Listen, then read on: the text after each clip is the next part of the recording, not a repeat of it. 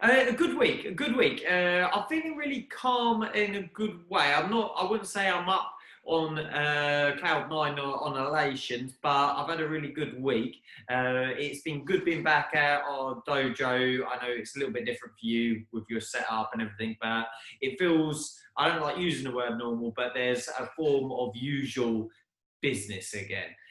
We've Yeah. done a What couple is of the weeks. word for what you're using? Comfort? Home I don't creature know. comforts? There's a word Yeah, that's springing to mind that you're trying to say because it's not normal, but it's the no.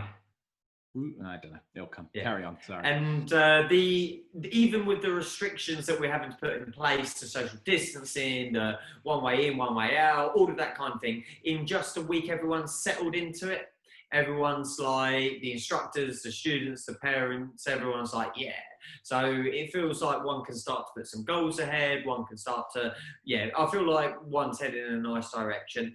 And to top it all off, the best thing is the camper's properly up and running now I as well. saw a video of So the engine ticking over. That was quite a yeah, sight to yeah. quite a sight to So see. You took it on the road yet?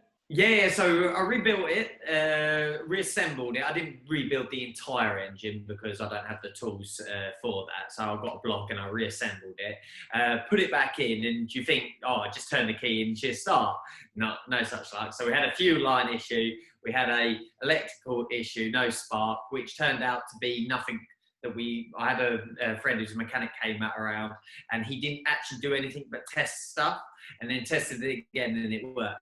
It was like, it didn't replace anything at all. It's just like, that's how it goes sometimes. Yeah. So then she turned over, learned how to time her and everything. But then there was this really annoying, not alarming, but really annoying squeaking noise. So with mechanical stuff, I don't know if you'd have the ear for it. Some stuff sounds wrong. It's like, shit, turn it off. You don't want it doing that, making that noise. And other stuff, it's like, it shouldn't be doing that, but it's Yes. not a kind Not of the end of the problem. world. So there's this squeak going on, and I was pretty certain it was the fan belt. So I managed to round off the nut, taking that off the bolt. So I had to fix all of that. And then I got to a point where I kept adjusting it, and it would go, come back, go and come back.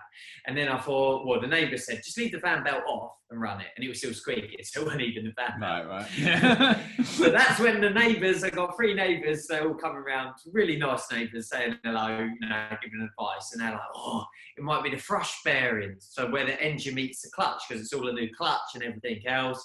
And that's like an engine out again job, fix it. And I wasn't alarmed by that, but my neighbour's like, oh, it's such a shame, you've just got it, it's so pretty, it's so clean, it's so everything else. And then yesterday, talking to someone else, thought it might be the clutch cable. So got under the van today, and after learning how to adjust that, it's the clutch cable. So she's, nice. 500-mile running now. So lovely. Does it feel different, could you say? Yeah, massively. It sounds significantly. Significantly, like massively. Oh, interesting. Well, the exhaust is actually attached now, so that helps. That helps. all 4 cylinders are firing, so that kind of helps. That's a big plus. It feels nearly 50 years new, if that makes sense. So she pulls away nice. Like, I replaced all the back brakes, so she actually stops. That's quite an important thing. Handbrake actually works. I've had a first gear handbrake for however long, so handbrake works, and little things like that. It's really pleasing. The whole thing, I'm really liking metaphors and analogies at the moment. And the whole thing for me is just a great metaphor, I think, of life itself. And what, in the experience of doing something like that, like, people fix cars every day, don't they? People, well, not necessarily a car like that, like a 50-year-old vehicle. The mechanics side of it is very different to today's vehicles. And like the friend that's a mechanic, when he came over, he's like, oh, this is great. We don't get to do stuff like this anymore with a simple engine. It's not something new. I've spoken to those people that have taken, but for me it was. And I think the metaphor for it is really don't be scared to do things in life that you want to do, where no matter how big it is. Like, you know, this time last year, the thought of taking the engine out and replacing all the brakes, which is quite important, and disassembling it, basically doing it on my own, just with a bit of help from other people, but me on the tools. It was like, man, that would seem like a bit of you'd sort of stop before you got to it. But then I thought there was a point where I'm not going to be able to do this again. I'm not going to have this kind of time on my hand where it can sit there and it can be worked on. And it was like, bit the bullet, got the new lump, pulled it all apart, had everything there, and it's like, well, you've got to get it done now. And it's out now.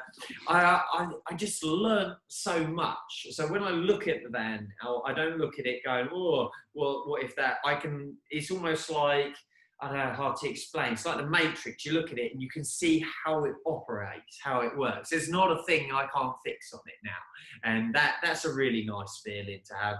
You own a vehicle, something that I drive and have pleasure with, take the girls camping, do all the things, and I can fix it. I know, yeah. So, yeah, that's kind of topped my week off so far. It's a really good week. Yeah, that sounds awesome. I make a big point, and I have done for years now, of changing my own brakes. I've done it on my last couple of cars where I don't know what it was. I realized that it was one of those things that we were just overpaying for.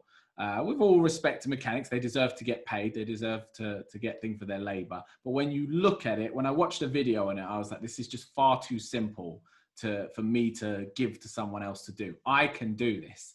And now I do it all the time. And when people see me doing it, they're like, you shouldn't do that. You shouldn't mess with that. You know, you don't know what you're doing. What if it doesn't work? And I'm like, trust me, it's not actually anywhere near as daunting as what you have it in your mind to be. And I think that's what you're saying, isn't it? Is when you think about changing the engine on a car, it seems like this just gargantuan task way beyond your ken. But really, if you break it down into steps and little pieces, it's just one bolt, one screw after another, and you get there. I think the daunting is a big thing of it. I think that's a really good word. You look at it and it's daunting. So like I reassembled the rear brake and did the bearings as well.